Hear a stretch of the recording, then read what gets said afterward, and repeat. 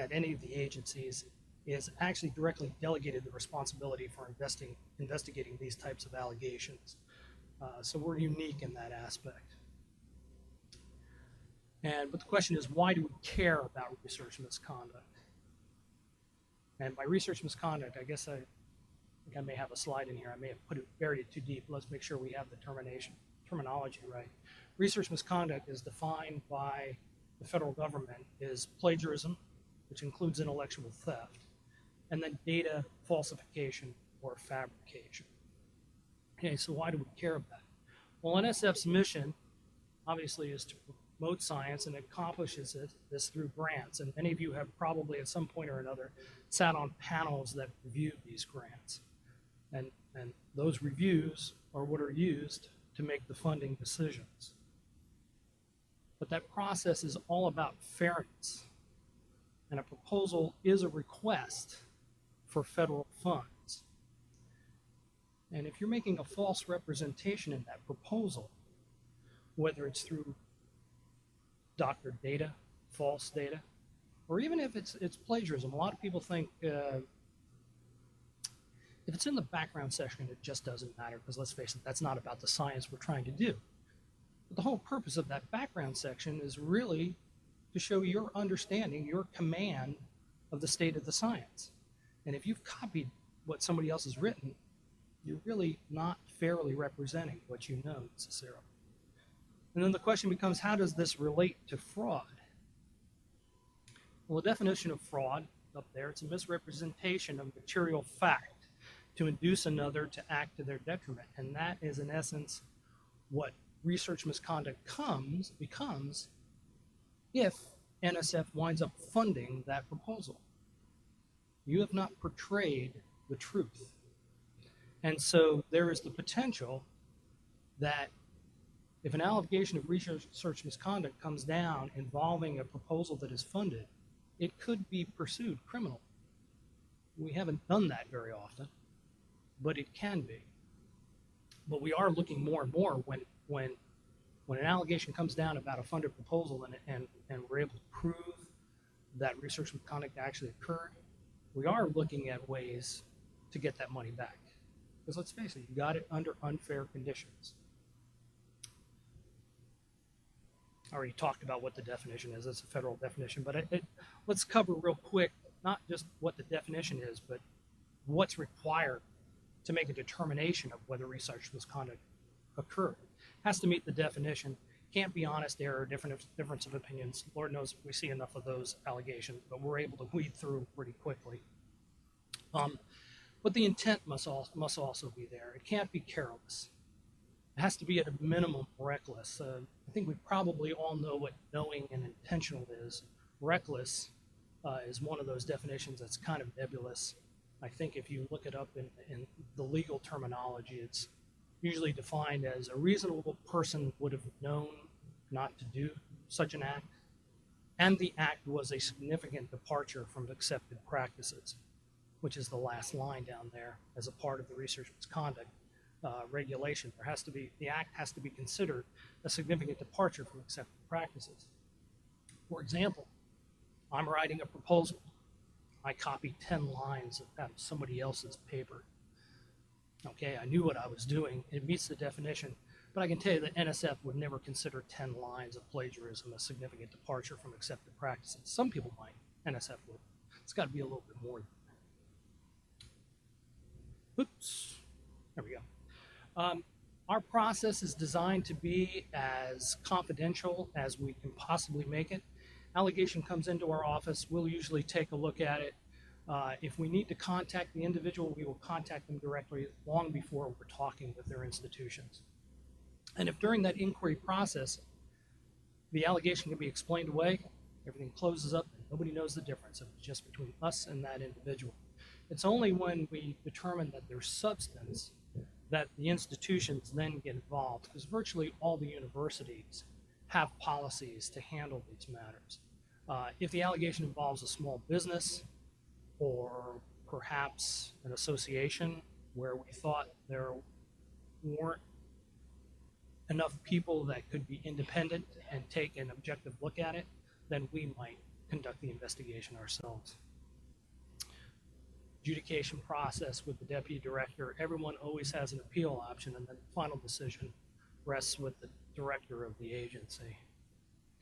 I want to talk a little bit about what we've seen in the time that I've been here.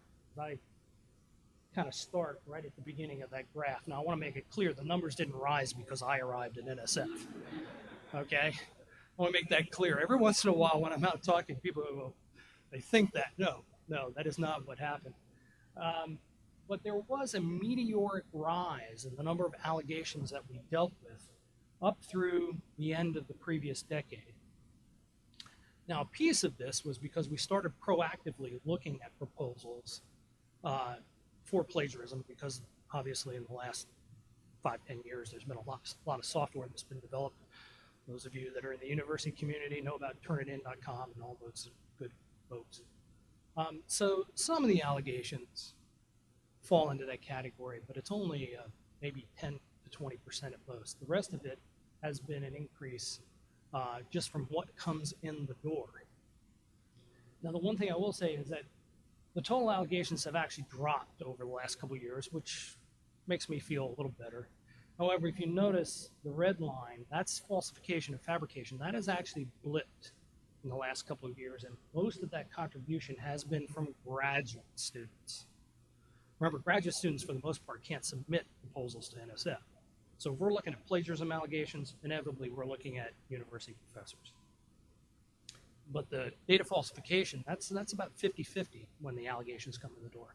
Half of them professors, half of them graduate students. And the number of graduate student allegations we've got in the last 2 years, substantive allegations, has gone up dramatically. Now, interestingly, that's sort of in concert with NSF's RCR policy being instated, and I don't know if those two are connected or not. But it's an interesting corollary there. Oh. Okay. So this is also another graph in terms of the case statistics, with the top line being the number of cases that we've closed in the last 10 years or so. That's an upward trend. The red line represents the actual research misconduct findings that the agency has made. You can see it rose in the middle part of the decade, but it's kind of flattened out. That's not because things are getting any better. It's because there's only so many I can push through the pipeline in one year period with the number of people I have. But the important line is the purple line. Third one up. That represents the number of referrals we're sending out to the institution and the agency. So even though the allegations are going down, the referrals out are still going up, which means that even though the number of allegations are down, the percentage that are substantive is continuing to increase. So here's kind of a summary of some of the trends we've seen. I've talked about the first few. I did want to reemphasize that issue about data fabrication allegations by students and postdocs, technically. Disconcerting number of folks who believe that copying text is okay if you just put a cite to the source, or you include the source in your reference. It's not generally, most disciplines don't consider that adequate enough attribution. We've also seen some other interesting upward trends in violations of peer-reviewed confidentiality, which is a little bit disconcerting. A couple of allegations regarding multiple appointments, especially foreign professors that are coming over and working at American universities. In fact, we have one case that I'll talk about later, that they were getting paid by their foreign university, came over to do some work at an American university, and after being there for about a year, they got put on salary at the American university with NSF funds, but they were still getting their salary from overseas, which became problematic. And then there's always can be conflicts between faculty, their role as faculty members, and also when they own small businesses. You've got to keep those pipelines separate. There's a tendency sometimes to merge and mix those, and that can get you in trouble. So why the increase over the years? Well, we're better at what we do. My staff is actually, the average tenure of my staff now is about 10 years. So they're pretty experienced at what they do. There's a little bit of a culture clash with a lot more foreign graduate students. That may be an explanation. It's not necessarily an excuse. Technology is definitely a game changer. It's easier to cheat, whether you're cutting and pasting or whether you're taking Photoshop and moving those lines around a little bit, make the photo look a little bit better. But that's a two-edged sword, because if it's easier to cheat, it's easier to catch you. There's been some high-profile cases that have raised awareness. The RCR training mandate has also raised awareness, and of course, many of the government agency representatives are trying to get out as much as they can to interact with the university communities, research communities, to raise the awareness as well. Okay, so I want to take the last few minutes and talk about some case studies, because that's always the thing that people seem to be most interested in. If nothing else, you'll get a laugh. First one is the lazy graduate student. This was actually in computer engineering, I believe it was. This young man was working on his master's. After about a month, he realized he had no interest in what he was working on, but he didn't have the moxie to go tell the two professors that he was working for that he wanted to find something new. And there came a point where he had to start producing results, and so he made up some results. And they accepted them and moved on. 2 years later, they've published 3 journal articles and a conference proceeding. All phony research. He defends his master's successfully. That night he goes out with his buddy, has a few beers, loose lips, sink ships. He tells his buddy what he did. His buddy's got a conscience. Next morning, works back around to the 2 professors and said, "You're never going to believe what this guy told me." This far from graduating with a master's degree, totally phony. And they got him, only because he went out drinking beer. So stay away from the beer. Now, my question is, how do you, I can understand you slipping a few things past the professor once in a while. Not that I ever did that. But I could understand someone being able to do that. How do you bamboozle 2 professors for 2 years? I do not know. Small business cash cow. This is going back to that topic of having a small business but being a research professor. So we had a case where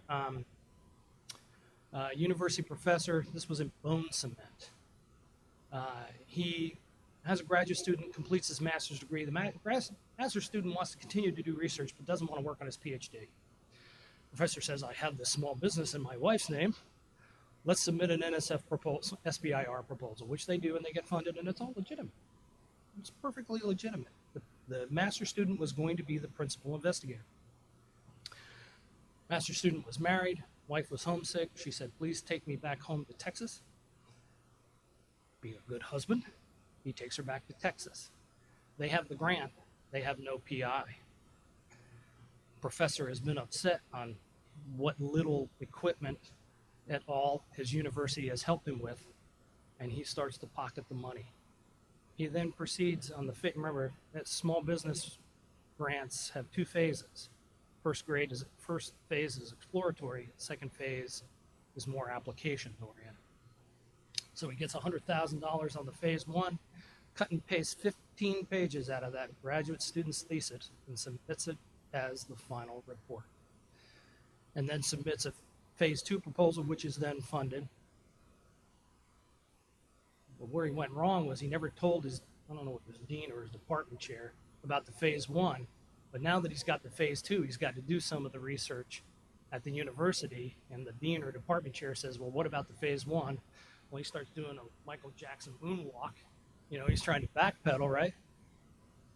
And that's when the dean somehow got a hold of the final report. The dean had also sat on the committee for that master's student, put it together, and all the walls came tumbling down. A third interesting one, I actually think this was in the geophysics community. It was in the space community.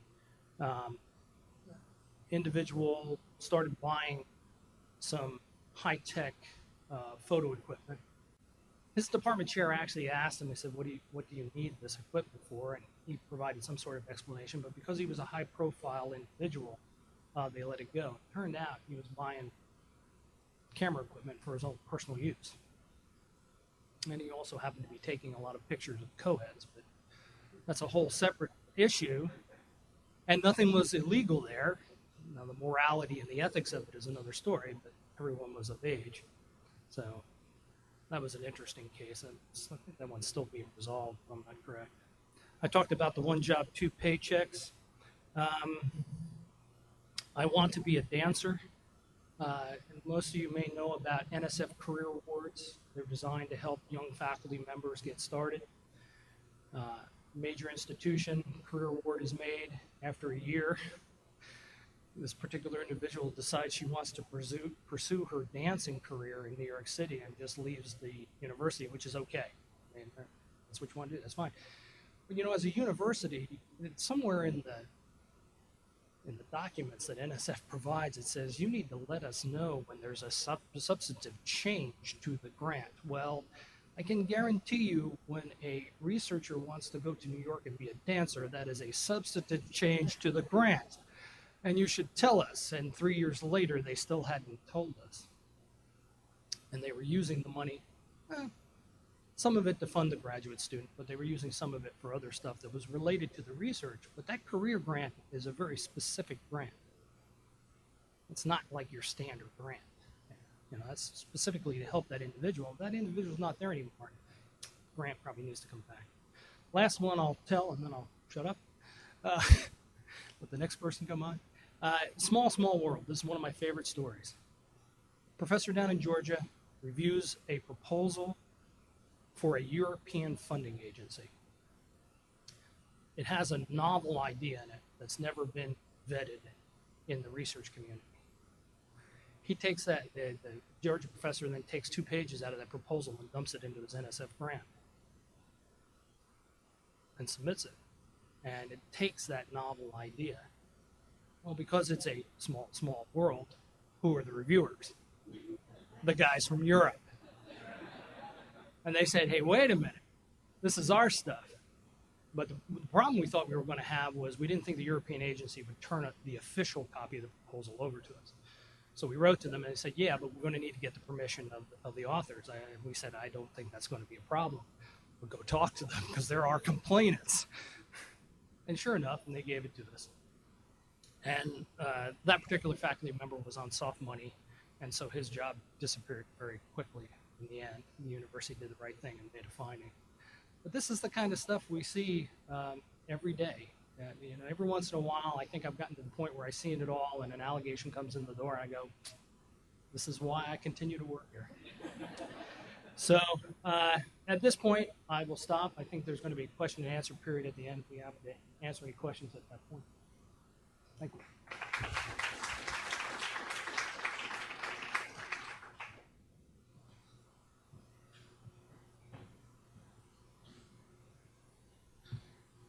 So while I load up, our next speaker